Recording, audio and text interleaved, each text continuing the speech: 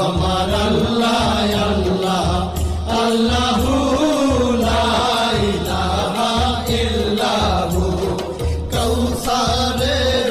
মালিক আপনি নবীদের সরদার